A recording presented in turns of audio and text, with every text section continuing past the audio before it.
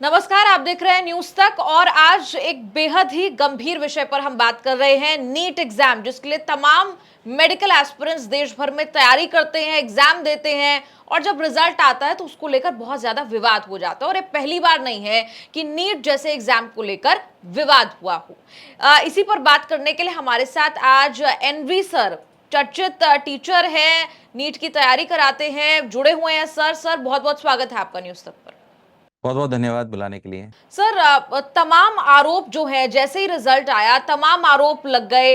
अब हम ये समझना चाहते हैं, ना सिर्फ जो तैयारी कर रहे हैं छात्र, लेकिन एक लेमैन जिसे आज सोशल मीडिया पर दिख रहा है कि नीट ट्रेंड कर रहा है, नीट को लेकर तमाम आरोप जो है वो लग रहे हैं। वो ये समझना चाहता है कि आखिर एग्जाम में हुआ क्या है। हम देख रहे हैं पॉलिटिकल रिएक्शंस भी इस पर आने लगे हैं, लेकिन हम स्टिक करेंगे अपनी इस वक्त बात पर। सबसे पहला बड़ा आरोप क्या है जो इस एग्जाम को लेकर लगा है?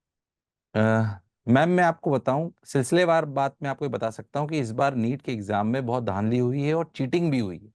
पहले ही जब एनटीए यानी कि नेशनल टेस्टिंग एजेंसी, जो लोग पहली बार सुन रहे हैं, जो इस एग्जामिनेशन कंडक्ट कराता है, उन्होंने जब बोला था कि चीटिंग नहीं हुई है तो शायद हम सब लोगों ने मान लिया था। पर जब रिजल्ट आज बाहर आया है, रिजल्ट जब बाहर आया तो पता पड़ा कि वाकई एनवी सर, 5 मई से अगर हम इस बात को शुरू करें, 5 मई को काफी क्योस की स्थिति हो गई थी जब एग्जाम हुआ था। तमाम आरोप तब भी लगे थे, पेपर लीक की बात कही गई थी।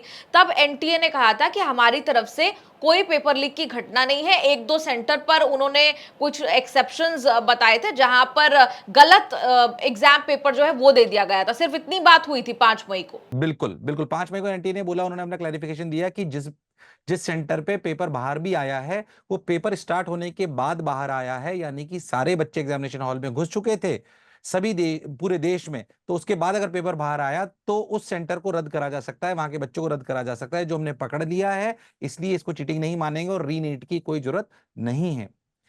पर जब अभी रिजल्ट आया है तो जो रिजल्ट बता रहा है उसके हिसाब से आप अगर समझेंगे मैम, तो मैं आपको एक छोटी सी बात बताऊं कि शायद आप इससे बात को पकड़ पाए कि पिछली बार 605 नंबर के ऊपर मात्र 65,000 बच्चे थे, यानी कि वो सब डॉक्टर बने थे। इस बार 605 नंबर के ऊपर 2,25,000 बच्चा है। दो पहले लाख कितने पच्चीस बताया हजार आपने? क्या देश में, जबकि पेपर का स्तर, हम शिक्षाविद हैं, पेपर को बहुत अच्छे से समझते हैं, पेपर का स्तर वो ही था। बच्चे जो संख्या बढ़ी जिन्होंने एग्जामिनेशन दिया, वो सिर्फ 10 से 12% बढ़े हैं। पर क्या एकदम से बच्चे 3 गुना बच्चे इंटेलिजेंट हो गए? ये होना असंभव है। मैं आपको कुछ और तथ्य देता हूं जो एनटी ने गड़बड़ी करी है। आप ध्यान से देखेंगे तो जिनकी फर्स्ट रैंक आई है, इस बार ऐसे बच्चों की संख्या 65 से ज्यादा है जिनकी फर्स्ट रैंक आई है। उनमें से आप देखेंगे तो 62 से लेकर 68 एक ही सेंटर के बच्चे हैं। उनके सरनेम भी नहीं दिए गए हैं, उनके रोल नंबर बिल्कुल आसपास हैं। और एक और खास बात बताऊं, एनटीए कहता है कि अगर आपके नंबर बराबर हैं तो आपको ऊपर रैंक तब मिलेगी जब आपने फॉर्म जल्दी भरा हो। अगर आप बहुत ध्यान से देखें तो इन 720 नंबर जिन बच्चों के 8 के आए हैं, इनकी सबकी रैंक एक साथ है, यानी कि इनके फॉर्म भी एक साथ भरे गए थे। क्या ये साक्ष्य नहीं है कि इस बार चीटिंग तो पक्के से हुई है? क्या ये साक्ष्य नहीं है कि पेपर का स्तर वही होते हुए, लगभग लगभग एस्पिरेंट्स उतने ही होते हुए, इस बार 605 के ऊपर जिनको कॉलेज मिलता है उनके ऊपर पिछली बार 65,000 बच्चे थे, इस बार 2,25,000 बच्चे हैं। और इसके अलावा मैम, जो मैं आपको छोटी, अगर आप मेरे को अलाउ करें तो मैं आपको और अच्छे से समझाऊं कि इन्होंने एक ग्रेस रूल निकाला, जिसके बारे में इन्होंने पहले कुछ नहीं बताया कि ऐसा कोई ग्रेस रूल है कि अगर आपका टाइम लॉस होगा तो आपके नंबर कुछ बढ़ जाएंगे। क्या मैम मेरे पास समय है? मैं आपको थोड़ी सी बात इसको थोड़ा अच्छे से और बताना चाहता हूं। जी एनवी सर, बिल्कुल। मैं चाहूंगी कि सिलसिलेवार तरीके से एक जो लेमैन है वो भी इस बात को समझ पाए न्यूज तक के माध्यम से कि आखिर वो आरोप क्या है, उस पर एनटीए क्या कह रहा है। जो आपने ग्रेस मार्क्स की बात बताई, जो कॉम्पनसेटरी मार्क्स की बात बताई, उस पर भी बात करेंगे। जी उसको मैं आसान शब्दों में आपको समझाने का प्रयास करता हूं। एनटी ने बोला कि हमने कोर्ट के निर्णय को माना है। पहली बात, एनटी ने कभी नहीं बताया कि ग्रेस मार्क्स मिलेंगे। आप पहले, मैं आपको समझाता हूं कि अगर ये ग्रेस मार्क्स का नियम लागू कर दिया, पहले एक बार आरोप बता दीजिए एनवी सर एक बार आरोप बता देंगे कि क्या आरोप लग रहे हैं इस एग्जाम पर। लोग सोच रहे हैं कि आखिर क्या हो गया इस एग्जाम में जो इतनी ज्यादा चर्चा इसके रिजल्ट को लेकर हो रही है। सबसे पहले हमने बात की, 5 मई को खबर आई कि एग्जाम में पेपर लीक हुआ है। ऐसी सोशल मीडिया पर खबरें जो है वो फैली, उस पर एनटीए ये कह देता है कि नहीं, कोई पेपर लीक नहीं नहीं हुआ है। एक दो एग्जाम सेंटर पर इंग्लिश की जगह हिंदी पेपर दे दिया गया और हिंदी की जगह इंग्लिश दे दिया, केवल इतनी बात को समेट दिया गया 5 मई को एनटीए की तरफ से। उसके बाद अब जब रिजल्ट आता है 4 जून को, जिस दिन देश भर में इलेक्शन के नतीजे भी आए, उसी दिन पर जारी हुए एनटीए की तरफ से नीट के नतीजे। क्या इस बात को लेकर भी काफी चर्चा है कि 4 जून को क्यों निकाले गए? क्या ये बात भी सही है क्या? मैम ये संदेह पैदा करता है। 4 जून को रिजल्ट देने की कोई जरूरत नहीं, सब एक्सपेक्ट कर रहे थे कि 14 जून को रिजल्ट आएगा। 4 जून को रिजल्ट आ गया, मेरे हिसाब से इसलिए करा गया कि 2 दिन तक 4 और 5 और 6 जून को मीडिया पूरी तरीके से देश में चुनाव की सिर्फ बात होगी, एनटीए पे कोई मुद्दा नहीं उठेगा। पर ये तो सही बताएं तो आप लोगों का बहुत बहुत धन्यवाद कि आप इस मुद्दे को बहुत अच्छे से उठा रहे हो। लेकिन एनटीए ने जो कहा, एनवी सर, एनटीए ने कहा कि हम जिस प्रोटोकॉल, जिस प्रोसीजर से चलते हैं, उस प्रोसीजर के तहत हमने 4 जून को ये नतीजा निकाला है। तो अगर 10 दिन पहले भी नतीजा निकाल दिया तो इसमें क्या कोई डाउट या कोई डाउट्स पैदा होते हैं क्या लोगों के मन में? नहीं मैम, ये बात बिल्कुल सही है कि उन्होंने जल्दी निकाला, बहुत बहुत बधाई के पात्र हैं वो कि उनकी एफिशिएंसी बढ़ गई है। पर पहले तो कभी इतनी एफिशिएंसी नहीं बढ़ी थी पिछले सालों में, इस साल ये एफिशिएंसी क्यों बढ़ी? और ऐसी क्या दिक्कत थी कि 4 जून को रिजल्ट लाना जरूरी था? क्या इसको 6 या 7 को नहीं लाया जा सकता था, 8 को नहीं लाया जा सकता था? जब पता है जिस दिन पूरा देश चुनाव के लिए बातें हो रही है, उस दिन आप ध्यान से देखिए, एनटीए ने ये सोचा कि क्यों ना इस मुद्दे को मीडिया हवा ही नहीं देगी अगर हम इसको 4 जून को ठीक है, रिजल्ट को ले ठीक आएंगे। है। तो तो पहली बात पहला ये है, पहला और हो आरोप सकता है 4 जून को लाते और कोई जी जी, तो पहला आरोप ये कि आपने कहा कि 4 जून को रिजल्ट निकाला गया, इसे बाद में भी निकाला जा सकता था, आपने जो भी तमाम आरोप कहे। अब दूसरी बात पर आ जाते। दूसरा आरोप यह है कि चीटिंग हुई है और ये डेटा से हम साबित कर सकते हैं और इसकी जांच होनी चाहिए। उस किस दोनों तरह की डेटा को मैं चीटिंग हुई? फिर से रिपीट करता हूं कि क्यों चीटिंग हुई है। पहला मुद्दा, जो टॉप 100 की लिस्ट निकली उसमें 8 बच्चे ऐसे पाए गए हैं जो एक ही सेंटर के हैं, 720 में से उनके 720 आए हैं और उनका एक ही उनके सरनेम नहीं दिए गए हैं। जी मैम, कितने ऐसे बच्चे हैं जो आप बता रहे हैं 8 जिनके बच्चे, 720 में से? ऐसे 8 8 बच्चे हैं ऐसे जिनके बच्चे। 720 में 720 आए, उनके सरनेम नहीं है, उनको एक ही सेंटर से उनको फॉर्म भराए गए हैं। और ध्यान से देखिए तो फॉर्म भी एक ही साथ भराए गए, क्योंकि रैंक एक साथ आई है। पहला प्रूफ। दूसरा प्रूफ मैं आपको बताता हूं, ये सभी 8 बच्चे जो हैं वो एक ही सेंटर के हैं। एक ही सेंटर के, क्योंकि उनके रोल नंबर एक साथ हैं। कहां पर ये सेंटर है, कहां का ये सेंटर है? तो वो एक ही शहर के हैं, तो वहां पे इसका मतलब गड़बड़ी हुई है। दूसरी जो बात आपको मैं डेटा से बताना चाहता हूं, पिछली बार 605 नंबर के ऊपर, आप ऐसे समझिए इन बच्चों को मेडिकल कॉलेज मिल जाता है जो 605 नंबर के ऊपर होते हैं, ऐसे कोई संख्या 65,000 थी, 65,000 के आसपास। इस बार 605 नंबर के ऊपर की संख्या 2,25,000 के ऊपर है। ये कैसे संभव है? क्या देश में इस साल एकदम से बच्चे इतने इंटेलिजेंट पैदा हो गए जबकि संख्या बल उतना ही था? मैं आपको व्यक्तिगत रूप से कह सकता हूं, कम से कम इस बार 20,000 से 25,000 बच्चे ऐसे डॉक्टर बनेंगे जिनको डॉक्टर बनना ही नहीं था, और 20-25,000 बच्चे वंचित रह जाएंगे डॉक्टर बनने से। तीसरी बात, जो एक, जैसे आपने बोला कि इन पे क्या आरोप है, तीसरा मेजर मुद्दा है जो इन्होंने ग्रेस रूल बनाया। पहले ऐसा कोई ग्रेस रूल नहीं था, इसके बारे में कोई विश्लेषण नहीं था। जो इनका बुलेटिन आता है उसके उसमें ऐसी कोई ग्रेस नंबर्स की बात नहीं हुई। ग्रेस नंबर के लिए उन्होंने क्या बोला, मैं आपको समझाता हूं थोड़ा सिलसिलेवार। और उन्होंने एक कोर्ट की इन्होंने रूलिंग को उस पे स्थापित करने का प्रयास करा। इन्होंने बोला कि अगर पहले, मान लीजिए 3 घंटे का पेपर है, तो पहले 2 घंटे में बच्चे ने 100 में से अगर 80 सवाल करे सही, तो अगर उसे 1 घंटा पेपर और मिलता तो आप ये समझ के चलिए कि वो 50 सवाल में से फिर से 40 सवाल और सही कर देता। पहली बात तो ये बिल्कुल गलत है। अगर नीट के एग्जाम को आप ध्यान से देखेंगे तो हर बच्चा पहले बायो करता है और पहले घंटों में वो सबसे ज्यादा सवाल सही करता है, आखिरी घंटे में वो रिवीजन करता है, ये जो टफ सवाल होते हैं उन्हें करता है। अगर मैं आपको और थोड़ा सा विश्लेषण करके बताऊं तो मैक्सिमम नीट का बच्चा सबसे पहले बायो करता है। जिनके साथ अन्याय हुआ, जो सिलेक्शन नहीं हो रहा, उनको बताता हूं उनके साथ क्या मैथमेटिक्स हुई होगी, बताता हूं। अमूमन बच्चा सबसे पहले बायो करता है, पहले 60 मिनट में 90 सवाल करता है। सेलेक्ट होने के बच्चे की बात कर रहा हूं मैं, आपको टॉपर की नहीं, जो सेलेक्ट होता है। 60 मिनट में 90 सवाल करता है, यानी कि एक सवाल पे वो 40 सेकंड लगाता है, और इन 90 में से लगभग लगभग वो 80 सवाल सही करता है। अगर इस बच्चे का आधा घंटा आखिरी में लैप्स हुआ तो एनटीए की रूलिंग के हिसाब से, कोर्ट का जो उन्होंने नियम बोला उसके हिसाब से, आधा घंटा अगर उसका लैप्स हुआ तो उस आधे घंटे में उसको 45 सवाल करने चाहिए थे और 40 सही होते, यानी कि 160 नंबर उस बच्चे को ग्रेस मिल गए। सोच के देखिए आप। और किसी का अगर इससे ज्यादा 1 घंटा मिल गया है तो आप सोचिए उसे 300 नंबर उसको आगे बढ़ गए हैं। मेरे पास एक आप ये कमेंट आया जिसमें बोला है कि जी जी, हमारी कोचिंग में 510 नंबर एक बच्चे के आ रहे थे जिसके 720 हो गए। मैं उस बच्चे का नाम नहीं लेना चाहता हूं, पर ऐसा हुआ और ये संभव है जो रूलिंग उन्होंने करी है। मतलब अगर इसके डेटा में हम जाएं तो शायद डेटा में जाके बात शायद कम समझ में आएगी, पर मैं आपको व्यक्तिगत रूप से बताऊं तो ये जो ग्रेस रूल वाली बात है बिल्कुल गलत है और ये बच्चों के साथ पूर्ण रूप से अन्याय हुआ है। जी, और मैं एक बार दोहरा देती हूँ, एनटीए ने जो कहा है, जिसकी आप बात करें, कॉम्पनसेटरी मार्क्स की आप बात करें, एनटीए की इस वक्त में जो बुलेटिन निकाला गया था वो मैं पढ़ रही हूँ।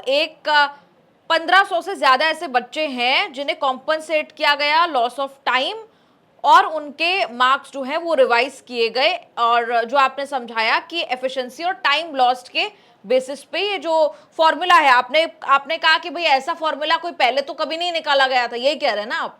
बिल्कुल कह रहे हैं, जो फॉर्मूला है वो बहुत गलत है। दूसरी बात मैं आपको बताऊं, पहले कभी नहीं बताया गया।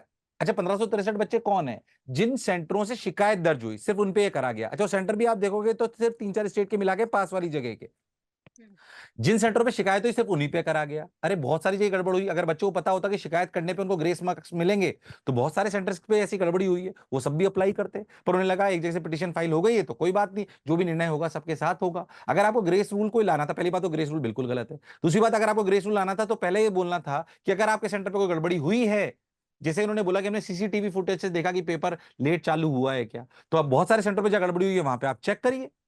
वहां पे भी अगर अगर वहां पे भी कोई डिले हुआ है 10 मिनट, 15 मिनट, 20 मिनट, तो उन बच्चों को क्यों से नदारद रखा गया है? उनको भी ग्रेस रूल नंबर मिलने चाहिए थे। और जो ग्रेस रूल का नियम बनाया गया है वो बिल्कुल गलत बात है। अगर आप बहुत ध्यान से देखो तो कुछ सेंटरों से रिजल्ट एग्जॉर्बिटेंटली बहुत अच्छा आया है। क्या एनटीए को इस बात की जांच नहीं करनी चाहिए कि अगर हर सभी सेंटरों पे लगभग एवरेज 350-400 नंबर आया है तो कुछ सेंटर्स पे ऐसा कैसे हो गया कि वहां पे 550 से 600 के ऊपर का एवरेज चला गया है? क्या उन सेंटर्स पे वापस एग्जाम नहीं होना चाहिए? क्या ये उन बच्चों के साथ अन्याय नहीं है जिन्होंने पिटीशन फाइल नहीं करी थी या अपनी कंप्लेंट दर्ज नहीं करी थी, ये सोचे कि हमारे पास वाले किसी बच्चे ने कर दिए, किसी दूसरे सेंटर वाले ने? उनके वो तो ग्रेस नंबर मिले ही नहीं, वो तो डॉक्टर बनने से वंचित रह गए। मैं आपको सही बताऊं तो बहुत ज्यादा इस बार की प्रक्रिया में झोल है और पहले तो हम इतने आश्वस्त नहीं थे, पर अब रिजल्ट को देखकर, नंबर्स को देखकर हम बहुत अच्छे से आश्वस्त हैं कि इस बार बहुत भारी मात्रा में चीटिंग हुई है कई सेंटर्स पे। अगर सेंटर्स की लिस्ट को एनटी अलग से निकालेगा और देखेगा किन सेंटर्स पे एग्जॉर्बिटेंटली रिजल्ट बढ़ा है तो चीटिंग साफ दिखाई देगी। उन सेंटर्स पे रीनीट होनी चाहिए ताकि 20,000 बच्चे जो डॉक्टर बनने से, 20 से 25,000 बच्चे कम से कम मुझे लगता है जो डॉक्टर बनने से वंचित रह गए हैं, जिसकी वजह से कट ऑफ हाई गई है, उनको मौका मिलना चाहिए। जी। और आपने कुछ और भी इस बीच ज़िक्र किया, आपने कहा कि जो हम 8 बच्चों की शायद बात कर रहे हैं कि एक ही एग्ज़ाम सेंटर से वो 8 बच्चे हैं, जिन्होंने 720 में से 720 अंक पाए हैं। उनके आगे आपने कहा सरनेम्स भी मेंशन नहीं है, ऐसा भी है? जी, और उनकी सीक्वेंस भी एक साथ ही है, मतलब उनके फॉर्म एक ही टाइम पे भरे गए थे। एनटी ने लास्ट के 2 दिन में विंडो को बढ़ाया था कि एग्जामिनेशन फॉर्म आप 2 दिन और बढ़ा लीजिए। क्यों बढ़ाया गया वो 2 दिन? और क्या ये उसी सेंटर्स के नहीं थे? क्योंकि उनको पता था कि आखिरी में फॉर्म भराएंगे तो आखिरी में रैंक आएगी, और इन सबकी आखिरी की रैंक है फर्स्ट रैंक, 62 से लेकर 68-70 के बीच में इन सभी बच्चों की। ऐसा क्यों? ऐसा इतने कोइंसिडेंस कैसे हो सकते हैं कि एक ही स्टेट के एक ही जगह में इतने इंटेलिजेंट बच्चे हो गए, उन सबने फॉर्म भी एक साथ भर दिए, उनके रोल नंबर भी एक साथ जनरेट हो रहे हैं? ऐसा कैसे हो सकता है? ये तो असंभव सी बात है। और मैं कहता हूं हो सकता है, हो तो उसकी वेरिफिकेशन तो कम से कम करनी चाहिए। कहीं पर भी अगर कोई बात ऐसी हुई है जो नॉर्मल प्रोसीजर से अलग है तो क्या उसकी जांच नहीं होनी चाहिए? बिल्कुल होनी चाहिए।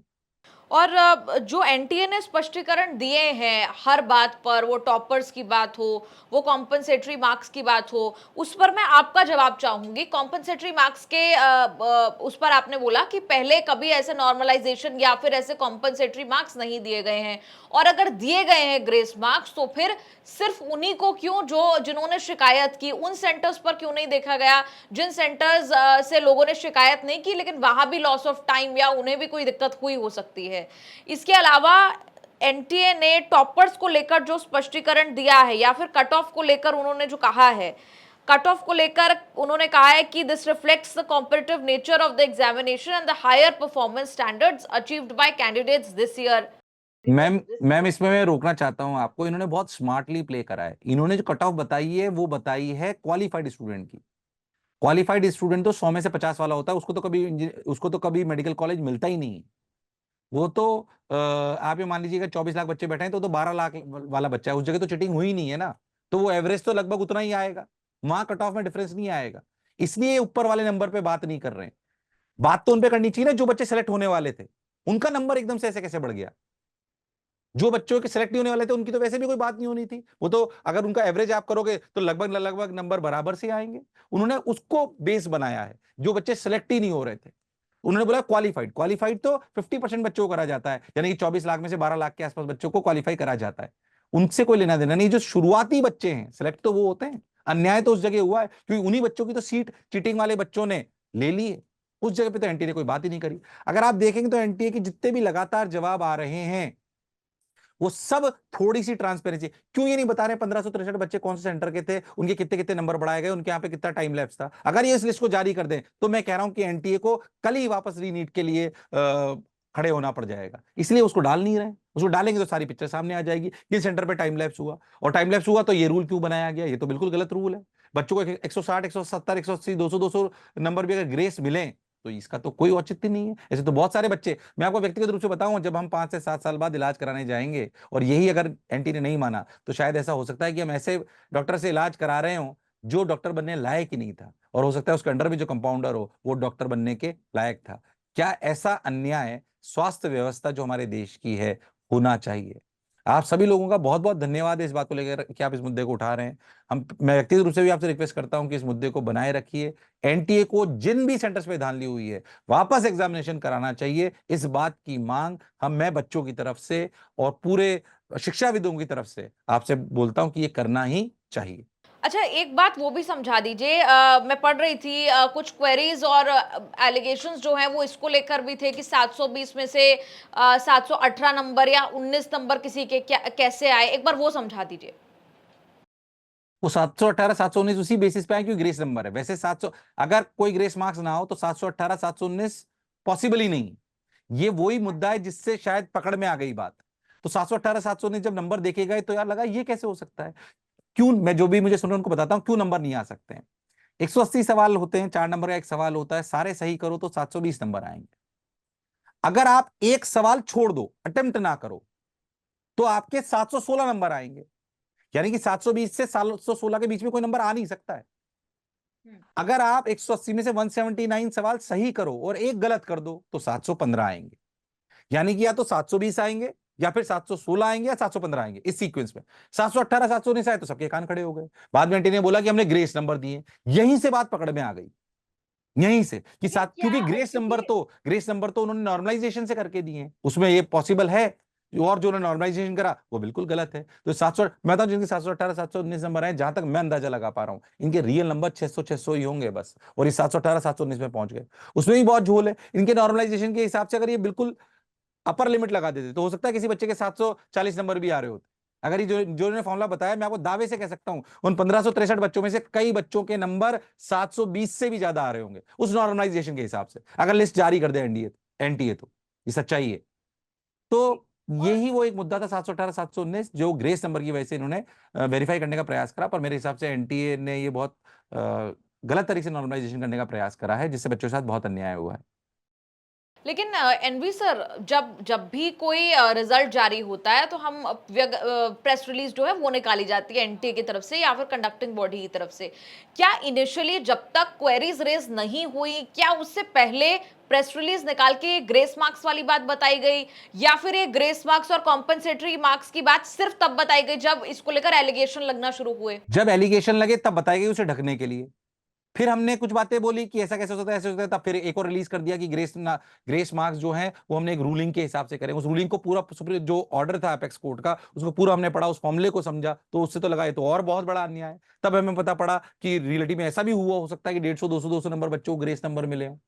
ये कोई 2-5 नंबर की बात नहीं है, इसीलिए तो संख्या बल इतना बढ़ गया है। तो चीटिंग और ग्रेस नंबर ये दोनों ने मिलाकर इस बार के पूरे नीट एग्जाम को सही बताऊं तो बेकार कर दिया है, और 20-25 हजार बच्चे इसमें कम से कम वो नदारद हो जाएंगे जो डॉक्टर बन सकते थे पर डॉक्टर नहीं बन पाएंगे। एनवी सर, अंत में हमारी समझ के लिए एक बार फिर बता दीजिए कि जो ग्रेस मार्क्स या जो इन्होंने नॉर्मलाइजेशन का क्या फॉर्मूला जो है वो इस्तेमाल किया है इन 1500 से ज्यादा बच्चों के लिए?